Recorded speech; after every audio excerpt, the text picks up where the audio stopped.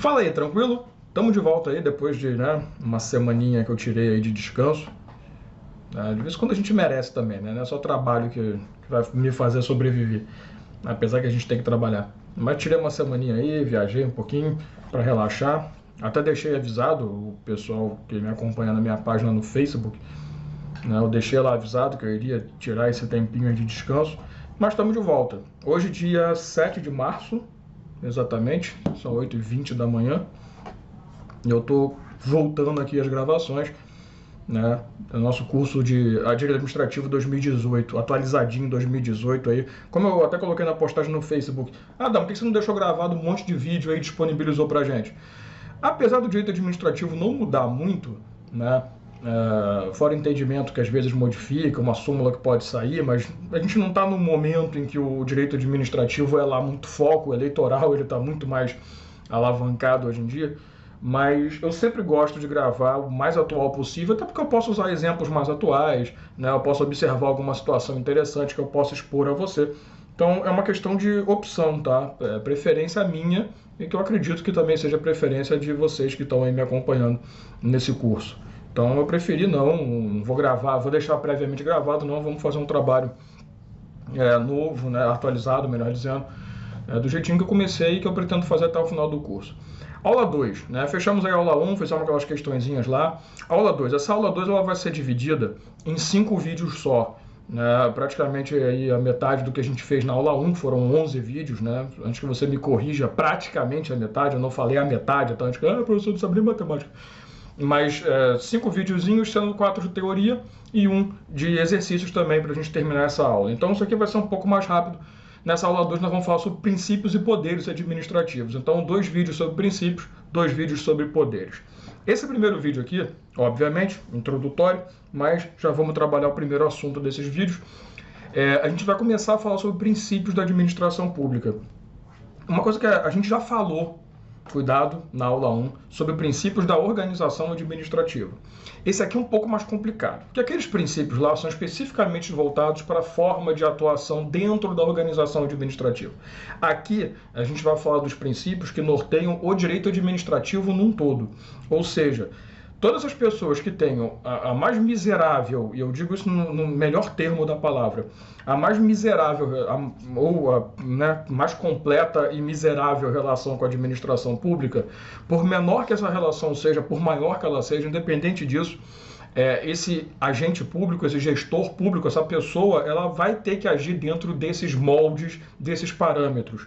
Então, os princípios que nós vamos trabalhar aqui são aplicados a todos, dentro ou fora da organização administrativa. Então, enquanto aqueles princípios lá são muito próprios, são muito específicos, esses aqui são princípios mais abrangentes, né? Todo mundo que se enquadra no sistema da administração pública ou no direito administrativo em si, naturalmente vai ter que ser regido por esses princípios. Então, a gente já falou o que é princípio, você já tem essa noção. Muito importante você entender que até alguns doutrinadores têm feito essa diferenciação para que o administrador público possa atuar de uma forma correta, o agente público possa corretamente agir, ele precisa seguir princípios e regras. Quando você estuda princípios, você estuda uma coisa mais abrangente, mais ampla, menos específica.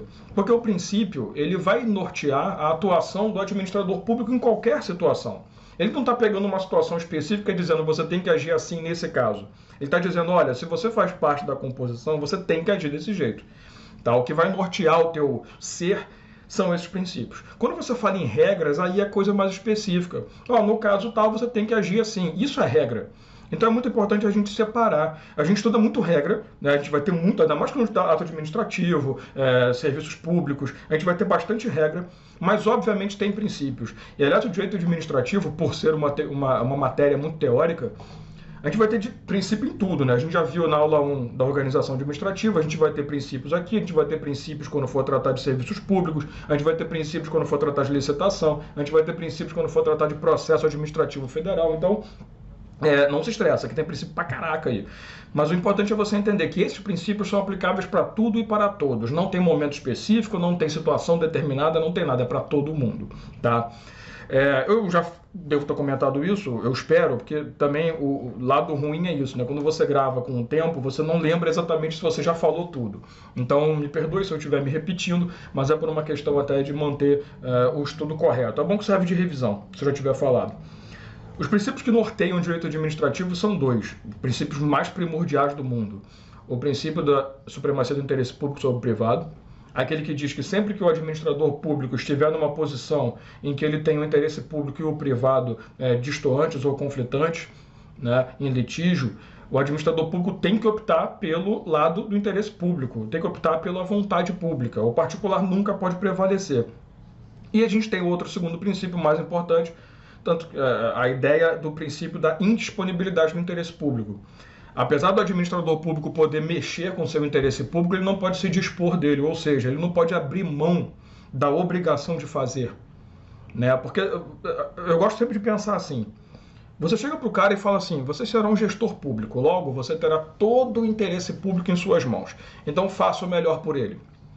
Vai ter momento em que, obviamente, esse gestor público ele vai pensar, não vou fazer, apesar do interesse público ser óbvio, mas eu não vou fazer por uma questão simples de que não vai ser exatamente a forma que eu quero atingir. Deixa eu te explicar isso melhor. Quando você fala em interesse público, você tem que entender que existe um interesse público primário e um interesse público secundário. Olha isso. O interesse público primário é aquele que me diz o seguinte, você viu que eu estou dando só uma introdução, mas mesmo assim tem bastante coisa para falar, eu nem fui para a tela ainda aqui. Que aliás eu vou usar muito pouco material de slide, tá? Nessa aula. O interesse público primário é aquele que vai atender sempre a coletividade, que vai atender sempre o interesse público em geral. O secundário é aquele que é uma vontade da administração pública, até porque a administração pública tem personalidade jurídica própria, é uma vontade da administração pública que vai atender aos anseios primários da administração, do interesse coletivo. Vou te dar um exemplo. É do interesse coletivo termos serviços públicos de qualidade, estradas de qualidade, por aí vai. É do interesse da administração pública ter uma segurança pública, iluminação pública decente. É do interesse da administração pública ter recurso para isso. Então, quando a administração pública ela impõe tributos, ela impõe as taxas, as contribuições, né? Você estuda isso no direito tributário com muito mais afinco. Quando ela impõe essa taxação, ela impõe, né, a palavra diz tudo, imposto para você, o que ela está fazendo? Ela está utilizando métodos para poder atingir o interesse público primário. Então ela está utilizando o interesse público secundário, que é o interesse dela, mas que obviamente não é um interesse particular, é o interesse da administração, mas com foco no interesse público, para atender o interesse público primário, que é a vontade do bom conforto da vida comum da sociedade. Então, isso é indisponibilização do interesse público. Apesar do gestor ter esse poder de colocar o interesse da administração como um meio para atingir o interesse público, então o secundário aparece, ele não pode se dispor do interesse primário para poder tentar atingir o interesse secundário. O que eu quero dizer com isso?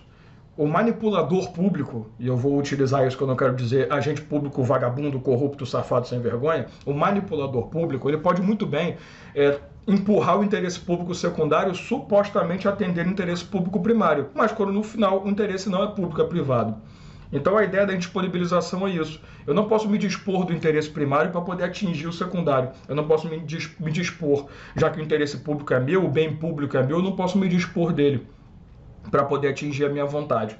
Então, aquele caso, vou licitar, eu vou, sei lá, vender algum bem da administração pública, eu não posso fazer isso com interesse primário, eu não posso me dispor do interesse público. Eu também não vou deixar de fazer alguma coisa, né, que é do interesse público, porque, para minha opinião, não é do interesse público. Então, assim, eu acho que eu estou enrolando mais do que facilitando. A ideia é, sempre prevalece o interesse público sobre o privado, apesar de existir o interesse público secundário aí, que é meio que um interesse privado da administração, por favor.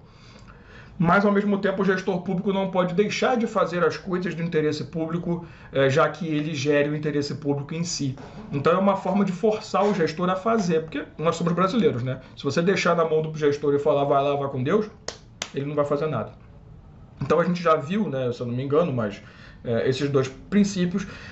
Mas existem outros, e muitos outros. Então o que eu estou fazendo aqui? Eu quero dividir para você em 2 vídeos. O primeiro é chamado os princípios explícitos da administração ou do direito administrativo, que são aqueles que necessariamente estão expressos no texto constitucional, expressos diretamente como da administração. Toma cuidado com isso, porque você vai ver que existem os princípios implícitos. Isso vai ser o vídeo 2. Entre esses princípios implícitos estão aqueles princípios que nós consideramos como aplicáveis ao direito administrativo, mas não próprios, e que também estarão na Constituição Federal. Toma cuidado. O princípio explícito é aquele que é expresso na Constituição como próprio do direito administrativo. Pega o artigo 37 da Constituição, está lá, são princípios que regem a administração pública. Agora, você pega o artigo 5º, por exemplo, você vai ter o princípio do contraditório e ampla defesa, que também se aplica no direito administrativo. Mas olha o que eu falei, também se aplica, ele não é próprio. Então a gente chama isso de princípio implícito. Ele está expresso no texto constitucional e até em outras normas, mas ele implicitamente se aplica ao direito administrativo. Em momento nenhum o texto fala que isso é próprio do direito administrativo. O texto constitucional ou o texto legal vai dizer que isso é um princípio, que vai ser aplicado em vários ramos, inclusive no direito administrativo. Tá? Então a diferença é essa. Não é o fato de estar expresso, de estar escrito, é o fato de estar expressamente determinado como um princípio próprio do direito administrativo. Você vai entender quando você for enxergando cada um deles. Vamos ao primeiro. Todo mundo conhece o macedinho, o tal do LIMP, né, que te leva aos princípios. O primeiro princípio é o princípio da legalidade. Tanto é a prova que, olha só, a legalidade existe em vários lados. Você tem, por exemplo, a legalidade penal, que é o artigo de abertura do Código Penal, em que ele diz para você que não há crime sem lei... Nossa, deu uma enrolada, né? Não há crime sem lei anterior que defina nem pena sem prévia combinação legal, que inclusive é o mesmo texto da Constituição no artigo 5º. Mas o Código Penal é bem anterior, né? Foi só um Ctrl-C, Ctrl-V. Aquela legalidade penal não é aplicável aqui. Não estou nem aí para crime, não estou falando de crime, estou falando de administração pública. Existe a legalidade constitucional, que é o artigo 5º em si mesmo vai trazer para você lá que ninguém será obrigado a fazer ou deixar de fazer coisa alguma, senão em virtude da lei. Isso é constitucional. Isso é aplicável na vida privada. Então ele diz para você que você, administrador privado, você na sua vida privada pode fazer o que você quiser, desde que a lei não te proíba ou não determine que você tenha que agir de determinado jeito. Já na legalidade administrativa, que é essa que me interessa, no artigo 37, ele me diz que o gestor público só pode fazer aquilo que a lei determinar. Então, olha a diferença. No constitucional, você pode fazer tudo, menos aquilo que a lei te proíbe. Na legalidade administrativa, você não pode fazer nada, somente aquilo que a lei te permite. Então são dois prismas distintos. Por isso que é legal, é um princípio explícito, é só na administração pública que funciona assim. Quando o gestor for tomar uma decisão, ele não pode fazer aquilo que ele acha, ele vai fazer aquilo exatamente que a lei permite. Então, por exemplo, a gente entra aqui numa palavrinha chamada competência.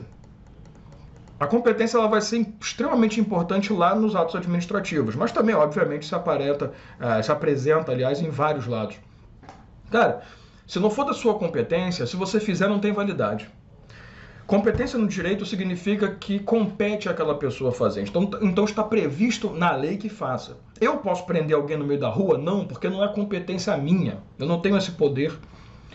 Eu posso chegar na prefeitura, pegar lá, escrever uma certidão negativa de débito, por exemplo, uma reunião. Eu não estou bem hoje não. Uma certidão real de ônus, sei lá, digitar ali, colocar meu nome e assinar e aquilo tem validade? Claro que não, porque eu não tenho competência. Eu costumo sempre brincar com o seguinte: quando você faz o concurso público, tem aquela página que tem lá as atribuições do cargo, né, que você está prestando. É coisa pra cacete. Aquilo é sua competência. Aquilo é o que você vai fazer quando você entrar no cargo. Vamos falar da sua vida privada. Quando você é contratado, a empresa fala: olha, você está sendo contratado para trabalhar no financeiro. Você tem competência para fazer outra, consertar computador, fazer cobrança? Não tem, porque não é a sua função. Então a legalidade serve para isso. A lei, até porque cargo público no Brasil só se cria com lei, então é a lei que vai dizer o que aquele cargo pode ou não fazer, o que aquele detentor da função pode ou não fazer. Isso é legalidade. Da legalidade, obviamente, decorre a competência e outras situações. Então, guarde: legalidade administrativa. O gestor público ele não pode fazer nada, somente aquilo que a lei determina. Se ele tentar fazer aquilo que não é da lei, ele está cometendo um ato de ilegalidade e o que ele produziu não tem efeito, não tem validade nenhuma. Beleza? O segundo princípio é o princípio da impessoalidade. Muito importante, Muitos doutrinadores gostam de chamar também de princípio da finalidade. Eu até acho também bem inconveniente a utilização dessa ideia, apesar de que alguns defendem que a finalidade é outro papo. A gente vai falar disso no vídeo 2, a finalidade, tá? Mas o princípio da impessoalidade é aquele que diz o seguinte: eu tenho dois lados para observar, cuidado.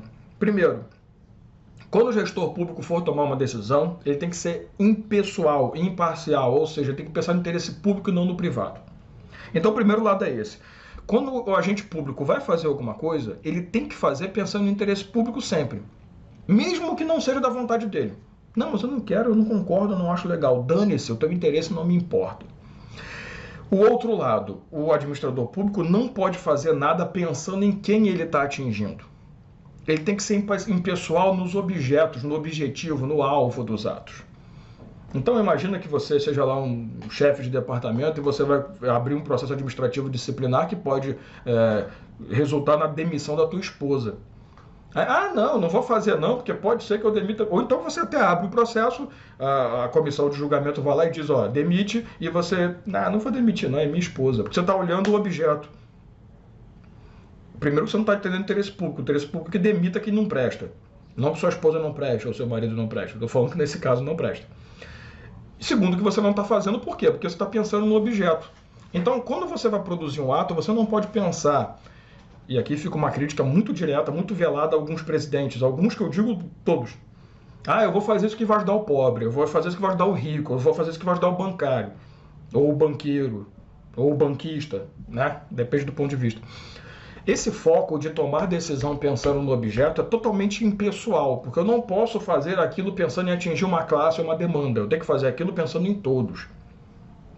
Pode até ter o condão de atender interesse do pobre, do rico, do médio, do classe média, mas eu tenho que abrir isso para todo mundo. Então eu não posso abrir esses lados pensando, olha, eu vou agir, eu vou produzir esse ato para atender a essa coletividade específica, somente esse grupo. Deu para entender o ponto? Então a impessoalidade tem esses dois lados, na hora de agir e na hora de observar quem vai ser atingido pelo ato. Muito importante. Aliás, tem vários exemplos na Constituição, o artigo 37, inciso 2º, salvo engano, é o que determina que todo mundo tem que fazer concurso público para entrar. Então, quer ser contratado pela administração? Faça concurso. De novo, eu bato na tecla que eu adoro falar em sala de aula. Olha, o direito é lindo na teoria, esquece a prática, tá? A prática não vai te ajudar a entender nada. Artigo 37, porque eu tenho certeza que quando eu estou falando isso, você está pensando, mas é naquele caso, né? Artigo 37, parágrafo 1º da Constituição Federal. Ele é extremamente importante. Esse parágrafo diz o seguinte: ele vai trazer o que a gente chama de vedação à propaganda ou promoção pessoal e partidária. Presta atenção nisso aqui, porque tem muita gente que lê o parágrafo 1º e pensa, o cara que comete o ato previsto aqui, ele está ferindo o princípio da publicidade. Não tem nada a ver. Porque ele já começa falando isso, na publicação, a publicidade de atos, programas, obras. O que esse parágrafo 1º diz? Ele é muito objetivo. Ele fala o seguinte, olha, o agente público ele não pode, é vedado, ele não pode utilizar-se de obras, de atos que ele produza na sua competência, na sua condição de gestor público, para poder se promover ou promover um símbolo, um partido, uma ideia. Vamos lá, eu sou prefeito de uma cidade, aí eu vou lá e falo, sei lá, cara, o prefeito tem suas obrigações. Então, sabe aquela frase que eu nem concordo muito, mas tudo bem, não fez mais do que sua obrigação? Para a administração pública é perfeito, para a vida privada nem tanto, é meio malévolo demais. Como diria aquela menina dos 101 Dálmatas. Mas a ideia é a seguinte, ou não, né? Pode ser que eu estou errando o nome. A partir do momento que você é prefeito, você tem suas obrigações. Aí vamos lá. O prefeito tem que construir creche, o prefeito tem que garantir o acesso à educação infantil, né? Porque a educação inicial, como o pessoal tem chamado muito hoje em dia, é a obrigação do município. Aí o prefeito vai e faz e coloca lá a foto dele dizendo, o prefeito Dalmo, que no meu caso não, constrói mais creche que qualquer prefeito na história. Porra, isso é vedação não, isso é propaganda ou promoção pessoal, eu estou me promovendo como o cara. Aí, não vou colocar meu nome, vou colocar o Partido X, que eu sou do Partido PQP, né? Você não conhece, mas eu sou filho do Partido PQP. E o Partido PQP faz mais que os outros, isso não pode. Aí você me pergunta, Dalmo, durante as eleições, propaganda eleitoral, o que mais acontece é isso. Sim, isso é uma exceção. Isso pode acontecer. O direito eleitoral me permite. Mas eu estou falando de atuação do administrador público. Ele não pode ficar se vangloriando do que faz. Não dá para você colocar na administração pública funcionário do mês. Isso daqui não é McDonald's. Então, o artigo 37, parágrafo 1º me diz isso. Olha, o administrador público ele vai fazer e tem que ficar satisfeito que fez, até porque ele não fez mais que obrigação, realmente. Vedado utilizar o nome ou o partido, ou um símbolo, ou algo que leve a entender aquela ideia, aquela unidade. É vedado colocar isso como o grande alvo daquele ato, daquela obra, daquele projeto, daquele programa. Tá? Então, durante a eleição tudo bem, a gente entende, até porque você tem que defender suas bandeiras, mas não pode um presidente, um prefeito, um vereador, um deputado, um chefe de departamento, um assistente comercial, um atendente administrativo, um assistente, sei lá qual é o nome do cargo, não pode ficar se vangloriando do que faz. O princípio da moralidade é um princípio bem legal, porque até hoje tem muita gente que, né, tem uma certa dificuldade.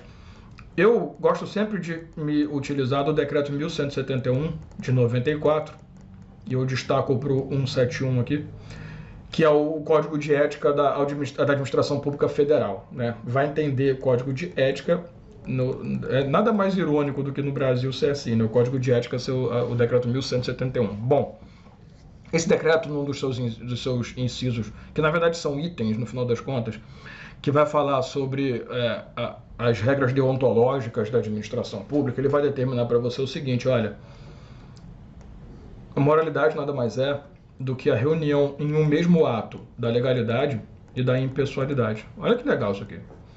A ideia para ser moral fez aquilo que a lei prevê e fez aquilo com impessoalidade. Não adianta o gestor público, eu vou utilizar o termo mais agente público, o gestor público leva muito para a política, né? Eu estou pensando nisso enquanto estou falando. O agente público, ele não pode cometer um ato configurando apenas o interesse, configurando apenas o respeito à legalidade. Ele também tem que seguir a impessoalidade. Então, por exemplo, um administrador público que faz algo que está na lei, mas que não é do interesse público, ele está ferindo a impessoalidade e o seu ato se torna imoral. Um gestor público que faz aquilo que não está previsto na lei, mas supostamente porque é do interesse público, ele está ferindo a legalidade, está cometendo um ato imoral. Então, a moralidade, sim, é o que a gente chama no direito de termo jurídico indeterminado, ou alguns gostam de chamar de oculto. Eu não acho oculto, eu acho estranho esse termo, mas tudo bem. Ele é indeterminado por quê? Porque não está oculto, né, cara? Porque ele não fala o que é a moralidade em si. Mas a moralidade administrativa é a ideia de que você tem que produzir um ato que seja legal e que seja de interesse público, que não vai gerar uma atuação negativa da sociedade, né? Eu lembro de um ex-presidente aí, né, que ele uma vez falou o seguinte: em cadeia nacional, e cadeia acompanha muito bem esse ex-presidente, e aliás, cadeia acompanha muito bem o atual presidente e provavelmente o próximo presidente, né, do jeito que as coisas estão indo. Esse cara falou na televisão assim, e isso, cara, eu não esqueço dessa imagem. Esse cara falou assim: eu fiz, não estava na lei, mas era do interesse público. Então o cara simplesmente falou para todo mundo que ele cometeu uma improbidade administrativa, que ele feriu um princípio da administração, nós vamos estudar ali 842, não, fica tranquilo, e ninguém fez nada. Inclusive o Procurador-Geral da República, ninguém fez nada, o Ministério Público, todo mundo calou a boca. Isso é Brasil. Mas essa desculpa não combina. Então a moralidade é muito bonita porque ela defende isso. Olha, você pode ter feito cara, você fez todo mundo feliz, mas não estava na lei, desgraçado. Então você agiu errado. Tentasse junto ao legislativo produzir uma lei para fazer isso, mas não existe lei, então tu está errado. Então você cometeu improbidade por você ter cometido o ato de imoralidade. Tá? Claro que eu poderia muito bem falar, então ele feriu a legalidade só. Sim, mas a moralidade ela veio para poder evitar a desculpinha. Né? Então é muito bom você observar isso. Quando o texto da questão for tentar te levar para a moralidade, não para a legalidade ou impessoalidade, quando ele te mostra a reação negativa da sociedade. Quando ele te mostra que o agente fez aquilo, porém não houve uma receptividade boa, ou até houve, mas não houve previsão legal para aquilo. Então toma cuidado que assim dá para confundir, até porque normalmente questão das provas de concurso ou do exame da ordem, quando vão falar de moralidade, fala necessariamente do ato imoral, não do ilegal. Até porque fica muito difícil você conseguir separar o que é moralidade por não respeitar a legalidade e o que é ferir a legalidade. Numa questão caberia as duas respostas. Então, para evitar esse problema, eles vão muito para o imoral e não para o ilegal, tá? Mas moralidade basicamente é isso. O princípio da publicidade, que ele vai trazer duas, digamos assim, dois prismas também, dois espectros de atuação. O ato de tornar algo público e o ato de publicar. O pessoal costuma até falar assim, não confunda publicidade com publicação. Publicação é um ato da publicidade. Realmente, a publicação está aqui. Mas o que é publicidade? A publicidade criou-se como um princípio para evitar, e com muito carinho, que a administração pública faça coisas, aí sim o termo cabe, de forma oculta. Então, ela pode, na calada da noite, produzir um ato, aumentar o salário de todo mundo e ninguém ficar sabendo. Não que eles não façam, porque normalmente quando aumenta o salário dos legisladores, dos deputados e tal, é na calada da noite. Mas a gente fica sabendo, porque tem que ser público, acessível a todos. Então a ideia de público é que o ato administrativo, ele tem que ser de conhecimento de todos. Eu não posso produzir atos secretos. Porém, toma cuidado. Isso aqui está muito bem regulamentado hoje pela Lei 12.527 de 2011, que é conhecida como Lei de Acesso à Informação, ou simplesmente a LAI. Essa lei ela veio regulamentar tudo aquilo que a gente sempre defendeu como o que tem que ser público ou não. Veio trazer também regras de como que você classifica no secreto, ultra secreto, mais ou menos secreto, secreto pra cacete, sabe? Tá tudo lá. Inclusive, o artigo 23 dessa lei é uma lei que a gente não vai trabalhar, tá? Porque é uma lei muito específica. Então, assim, é uma lei que vai cair em concursos tais. Então, não é uma lei que eu vou trabalhar nesse curso com você. Mas, quem sabe, para o futuro eu posso fazer é bem pequenininha, um vídeo sobre isso. Mas ela não faz parte do conglomerado de grandes leis. Então, eu não vou trabalhar nesse curso por não ser uma lei administrativa essencial. De novo, pode ser que no futuro eu até coloque, mas por enquanto não. Essa é uma das leis que eu não vou olhar. Mas eu queria que você desse uma olhada no artigo 23, porque esse artigo 23 ele vai trazer a exceção ao público. Então, todo ato administrativo, de regra, tem que ser público, conhecimento de todos, com exceção desses casos que o artigo 23 vai trazer. Inclusive, ele vai trazer como que se classifica, o tempo de classificação e por aí vai, quanto tempo ele fica, né? Porque todo ato secreto, ou todo ato ultra secreto, vou falar do secreto como termo geral, tá? Ele um dia se torna ostensivo, ou seja, público, de conhecimento de todos. Então, mesmo aquele ato que foi produzido a princípio como sigiloso, né? Até a palavra é melhor do que secreto, sigiloso, ele um dia se torna de conhecimento de todos. Então, tá lá, 25 anos, depende muito do tipo de ato. Então, primeira coisa, a publicidade é isso. Todo ato tem que ser público, conhecimento de todos. Porém, tem o outro lado, que é a publicação do ato. Você vai estudar muito bem isso comigo em ato administrativo, mas para que o ato possa produzir efeito, para que aquilo... Você também vai ver isso em contrato administrativo, óbvio. Por exemplo, eu quero licitar. Beleza, para licitar eu preciso fazer o quê? Ligar para as empresas? Não. Eu preciso tornar isso público, ou seja, colocar em localidades que... no mural de informações da empresa, um jornal, como o pessoal coloca muito, né, um jornal de grande circulação. Eu preciso tornar público, eu preciso publicar, diário oficial, mecanismos oficiais, site, que torne aquilo efetivo. Eu penso no seguinte, imagina que você fez um concurso público, passou, primeiro lugar, está esperando nomeação, nunca vem. Aí você entra na justiça, que você quer forçar, no bom sentido da palavra, forçar, que você tem esse direito, a sua nomeação. Porém, aquele concurso público não teve validade. Sabe por quê? Porque o edital não foi publicado, a autorização do concurso não foi publicada. Então, mas Dalmo, teve tudo, a autorização teve. Eu vi o ministro na televisão falando que tinha. Tá, mas não adianta ele falar. Não adianta tornar público, tem que ser publicado. Então, seu diploma de ensino superior ou de ensino médio não vale porra nenhuma enquanto não tiver publicação no Diário Oficial. Eu acho interessante que muitos alunos meus presenciais ficam assim, eu não sabia. Porra, não é por nada não, mas isso é um conhecimento que todo mundo tinha que ter. Não adianta terminar o segundo grau, o segundo ano não, né? O segundo grau, o ensino médio, pegar o diplominha e acabou, o certificado de conclusão. Se não tiver publicação no Diário Oficial, não tem validade nenhuma aquele documento. Tanto que você paga, ou vai estar embutido na mensalidade, ou você vai pagar por fora, porque é caro, né? O Diário Oficial, cada linha ali é caro, cada centímetro é caro. Mas tem que ser publicado. Então, para o ato surtir efeito, tem que ser publicado. Não adianta o cara vir na televisão e falar assim, ah, vou fazer uma licitação para contratar, comprar caça. Não adianta. Tem que ser público, beleza? Falei na televisão, mas tem que ser publicado, beleza? Sua demissão, sua exoneração, sua nomeação, seu aumento salarial, isso é publicidade. E o caçula da família, que foi introduzido pela emenda constitucional número 19 de 1998, tá, Dalma? Estou colocando 18 aqui, anta, né? É o princípio da eficiência, que obviamente já pré-existia, mas que ele veio a ser confirmado por essa emenda. O princípio da eficiência, ele vai fazer aquela brincadeirinha básica do custo-benefício. O que significa isso? Você sabe que as remunerações na administração pública são muito melhores que no setor privado, pelo menos quando se fala em âmbito estadual e federal, né? Porque municipal normalmente não é não. Se eu pago caro, o que você me oferece tem que ser bom. Então a sua atuação como agente público tem que ser eficiente, tem que ser eficaz, tem que ser dentro de um tempo razoável.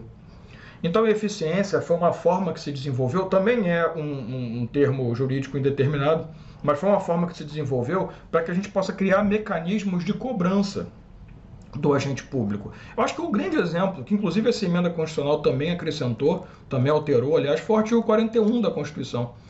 Quando você estudar comigo lá normas constitucionais aplicáveis aos servidores públicos, artigos 37, principalmente 37 até 41, que são um grande foco ali, 37, 38 e 41, 40 e 41, 39 com muita ressalva, que é importante, mas ele é muito específico também. Mas quando você estuda isso, você acaba vendo que no artigo 41 ele fala o seguinte: existe uma coisa na administração pública chamada avaliação de desempenho, que você vai estudar comigo na Lei 8.112 no 90, que é o Estatuto dos Servidores Públicos.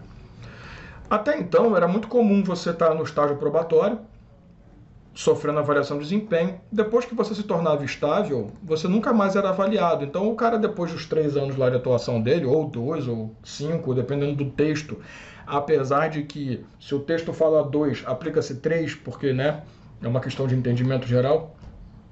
Mas se o estágio probatório, mas aí, tá, isso depende da camada, depende da esfera, blá, blá, blá, blá, blá. Se o estágio probatório terminou e você se tornou estável, eu falei uma coisa que causou uma dúvida, né? Isso só vou resolver no 8.112, desculpa aí.